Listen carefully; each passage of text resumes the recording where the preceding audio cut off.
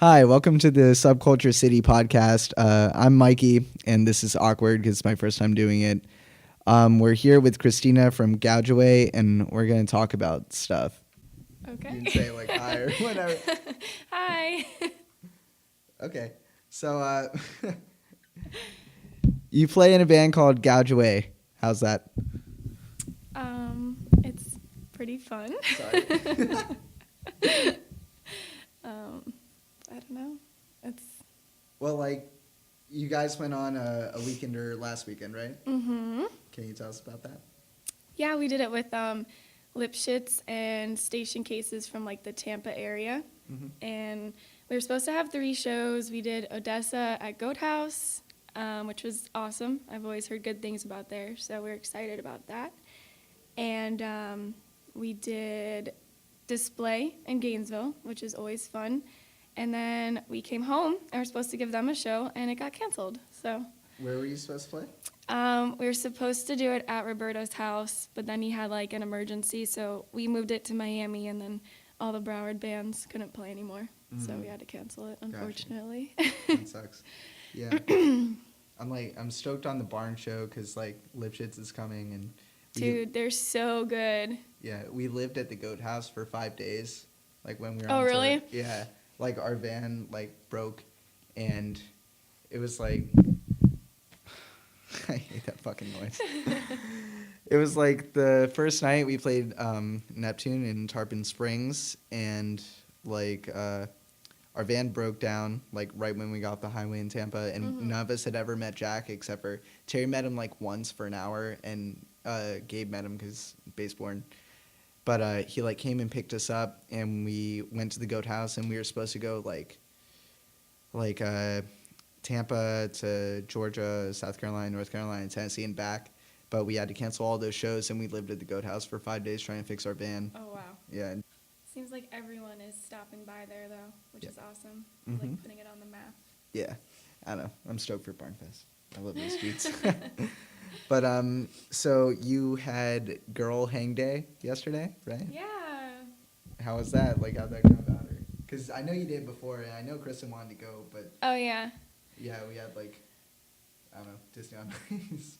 Yeah, it was fun. It was kind of like there's a lot of like boys being mean that we know going on, and we just kind of did that as like a way to come together and not be negative about it, I guess. So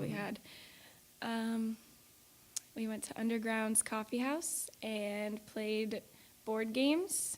And there's about like 8 of us there. And then we went down to Miami, and our friend Maru made us burritos. And we hung out, yeah. It's interesting because, like, guys hang out, and it's, like, natural. And then when girls hang out, you have to, like, make an effort. Yeah, well, it's weird. It's weird. Yeah, I can't think of any, like, moment in time where I'd be like, yo, guys, we're all gonna like, hey, guys. I know, like, we have to plan it in advance. Yeah. Strange. So it's weird because, like, you're in the hardcore scene, and your band's pretty well known and stuff like that, and you guys, obviously have, like, a really strong message, like, you have something that you're about and something you're promoting, and, that's kind of like women and feminism and stuff like that. And so I think it's weird that in the local scene, like, the best way I can describe it is separated, I think, where, like, when I think of the scene, I think of it as being separated, like, certain bands hang out together, and certain groups that hang out together all kind of have their own, like, ideologies. And, like, there's this weird split that I've noticed in, like, the hardcore scene, like, the straight-up hardcore scene, between dudes and bands who are kind of, like, misogynist or chauvinist or anything like that, and then, the kind of hardcore ideology where it's supposed to be all about acceptance and Being supposed to open-minded yeah and exactly, loving you know what I mean? everyone. Yeah. So I mean, like, can you like just talk about that a little bit, I guess? Well, yeah, I've been kind of saying recently that, like, when I first got into music, someone lied to me and told me that, like, hardcore was for everybody. And I've always kind of, like,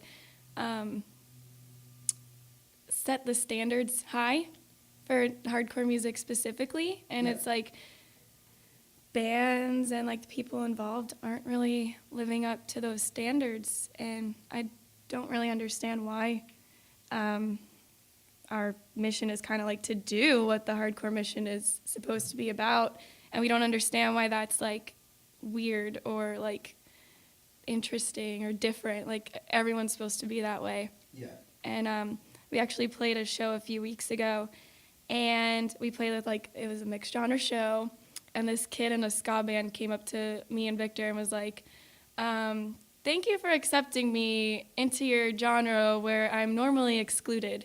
Mm-hmm. And it was just like super weird to like, you know, yeah. I mean, I understand, but it's like weird that it's everyone feels that way. Yeah. Well, like, whatever, man. We're doing the best we can. Yeah. We have this ghetto rigged on, it's like a Shure SM58 on a broken mic stand that keeps falling, and I can't record 2 vocal tracks simultaneously, so we're just sitting here like a foot apart just moving it, and it makes that beautiful sound when we move it. Ugh.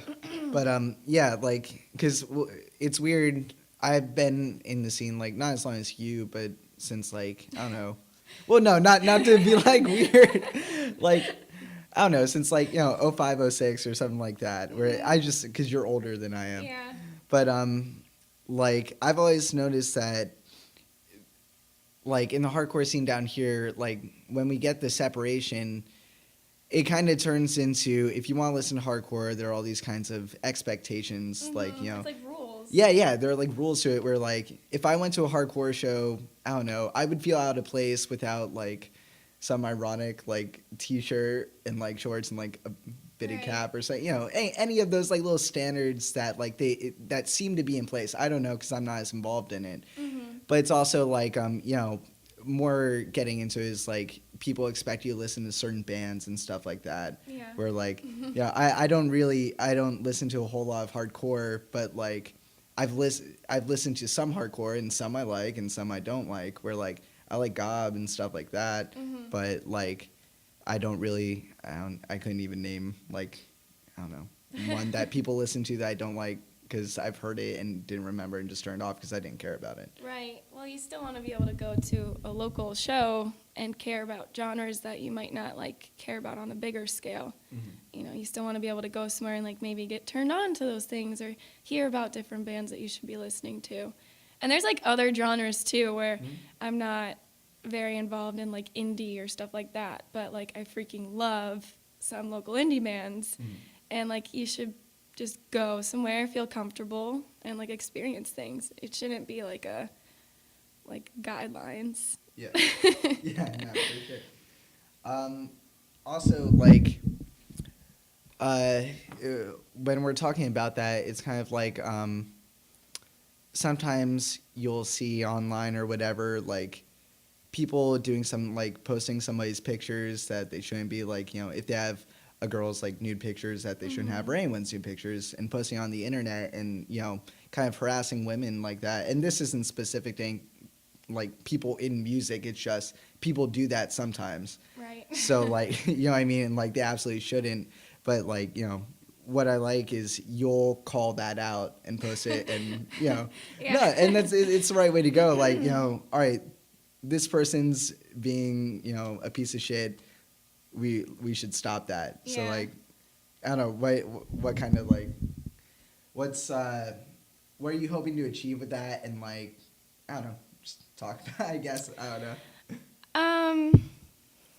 Let me think. Like, you don't have to get into, like, specifics or anything. You can just kind of keep it general. I'm not trying to call anyone out or anything. No, I know. It's just that, like, people think of it as, like, having fun or, you know, don't take things so seriously, but it, like, really hurts people, and you're making, like, victims out of, you know, just normal people who want to enjoy their life. And I guess what I'm trying to accomplish by saying something is that, you know, it's not cool. It's bullying. Yeah. I mean, I'm a kindergarten teacher, so I teach 5-year-olds not to do that. I shouldn't go and see, like, 20-year-olds doing that when I go home on the internet.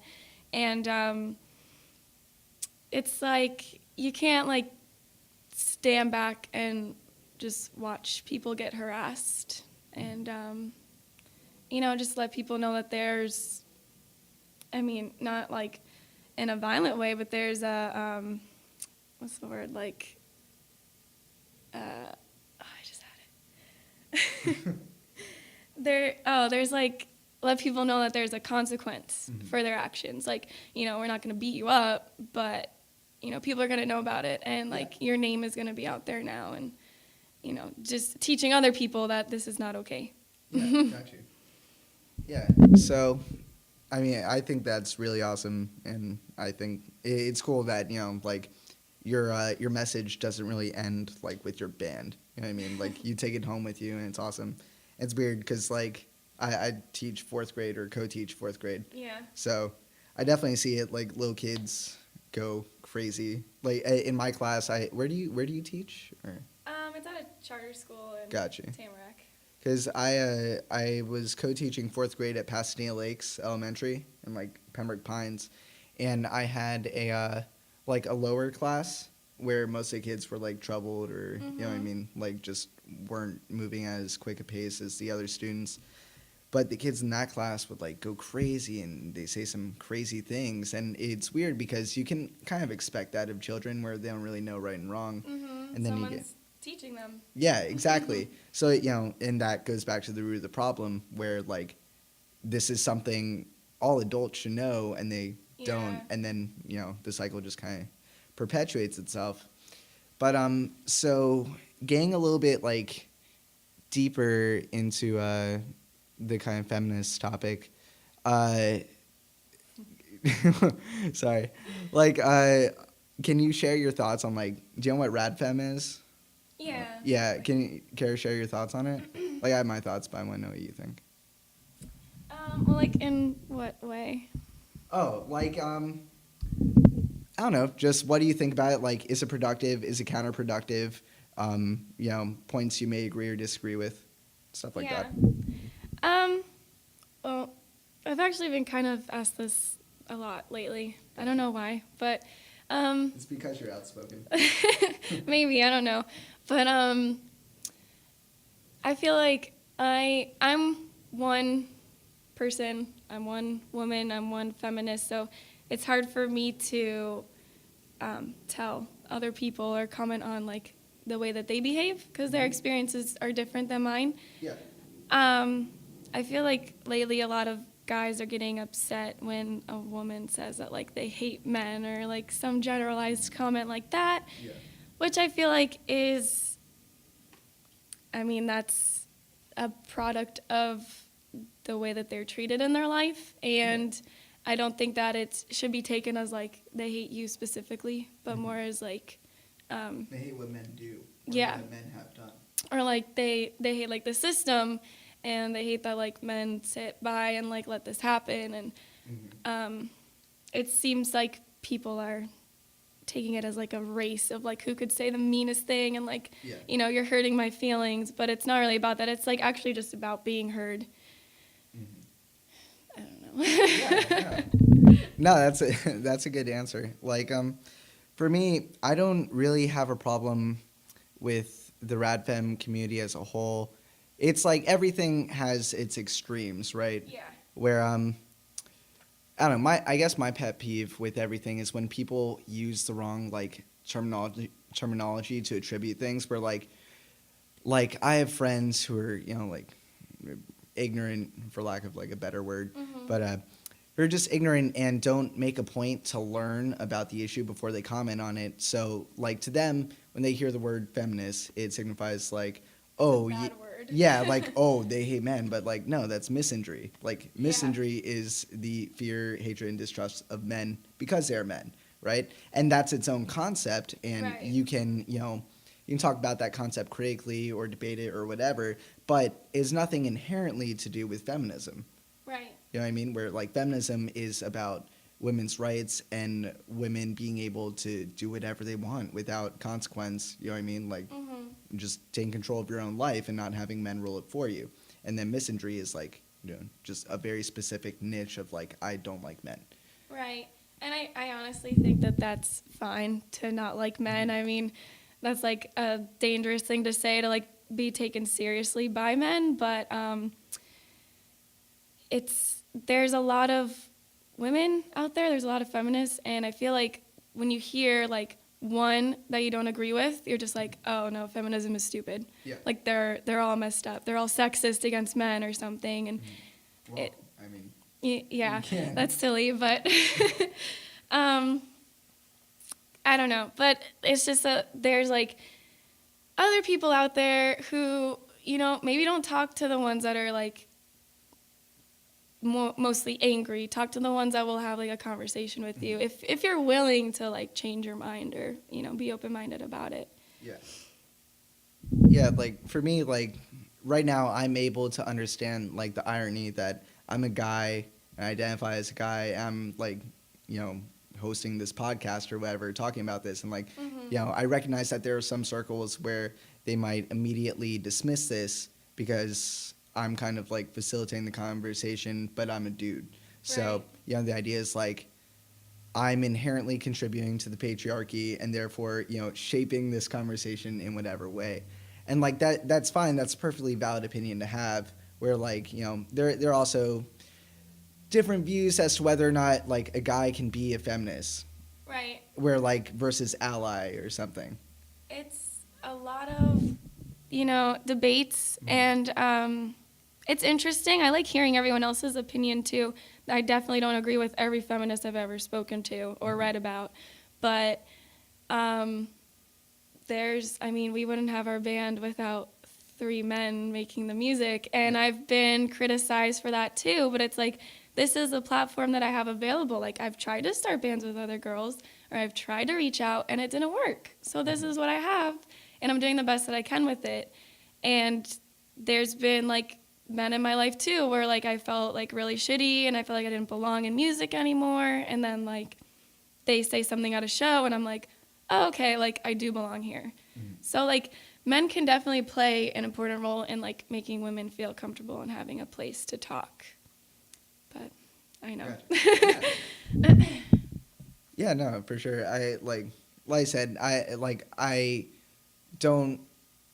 wouldn't go up to somebody and say I identify as like a feminist. I'd say I identify as like a feminist ally, just because that's Right. what like I'm It's incapable. like the safer way. Yeah, well, it's kind of like, I don't know. For me, I base everything off like logical progressions, where like I'm incapable of having empathy because I'm not a woman, nor do I identify as a woman. So I can't be a feminist because I don't need to struggle to attain those rights. But I can be an ally and, you know, Right. push that forward, just like what we're trying to do here. But the last question I have here is like, how has hardcore changed in South Florida, and is it for the better or the worse? And then just, I don't know, anything you want to talk about. I think hardcore is a lot like the music scene in general, where it's like at the top of a roller coaster, and then it's at the bottom. That's a better way to word it. Like, not hardcore, but like the scene in general. Like, Yeah. It always has its ups and downs, and it really sucks because like the older people get, the less they're willing to work for it. Like, obviously not everyone, but in general, it's like once everything that you know ends, they just think that it's over. But it's been really awesome. Like, we've been experiencing a lot more of like younger kids who are doing everything they can to keep it going. And it's just a matter of like, you know, being into trying new things. I mean, like, I've been around since like middle school, and every venue that I grew up with has closed. And like, it's just, you know, you have to go try new things, meet new people who like have that energy to keep it going. There's more people having house shows, and like you're doing the barn, and more people trying to start venues. And I mean, even if you play the same venues all the time, there's different crowds of people that go there. And I mean, when we play a hardcore show at Talent Farm, it's different than when we play a ska show at Talent Farm, which is like, even though people think that we wouldn't fit, like they make us fit, and it's like super cool. And once you feel like there's nothing in Broward, you go and drive down to Miami and go to Churchill's. The Churchill's is still around though. We don't know. We don't know what's going on there. They might close. But every time someone from out of town asks me about like down south, I'm like lately, I'm like, I don't know what we have anymore. Everything's closing. Yeah. I mean, there's always the talent farm, but that's far from me. And Got you. Yeah. It's like that's like my go-to answer because Town Farm's like right in my backyard, Yeah. pretty much like 10 minutes from here. But yeah. So I guess what's Gouge Away doing now and or next? we don't really know. We just kind of go with the flow. We just put out a tape with Bright Idea Records, which is Jillian Carter. No, it's Ricky. Ricky and Roberto. Gotcha. Which we're excited about. They like made them in 24 hours and put them online because they were excited about it too. So we just put out tapes, and we're writing right now. In the summer, we're doing a small tour. It's gonna be East Coast, but we have to do it in a week. Oh yeah, we're trying to do the same thing. We might be going with Baseborn for a week, like up East Coast and back. That's cool. Yeah. I'm jealous. Just ask them. All three of us should go. That'd be dope. Okay. And then I guess, is there anything else you want to talk about? I don't know. I just feel like our mission is to build a community, and we're lucky to have people around that are interested in doing the same thing. There's like hardcore specifically, but our music scene as a whole as well, like it's progressing, but it's not like where it should be yet. And I think it's important for people like to start reaching out to other groups, like try to get more girls to go to shows, more like people of color, more people who aren't straight, more people who are transgender, and just make it an accepting place for everybody. That's awesome. I also remembered, like, are you still like active? Like, is the Florida scene still active as its own thing, or is that kind of like just the broader scope of what you're doing now? Yeah, that kind of like transformed into Gouge Away. Gotcha. But I don't really book shows anymore. I became a teacher, so Yeah. my kids are my life. Yeah, booking shows But is a pain. hopefully in the summer, though. That'd be I cool. have like ideas, so we'll see. Okay, cool. Well, thanks so much for talking with me. This mic stand's falling over. I'm holding it. You can check out Gouge Away at Gouge Away, GOUGEAWAYFL.bandcamp.com, and download their stuff. It's by now. You can name your price. You should buy it for like $100 each. Okay. Thanks for being here. Awesome, thank you.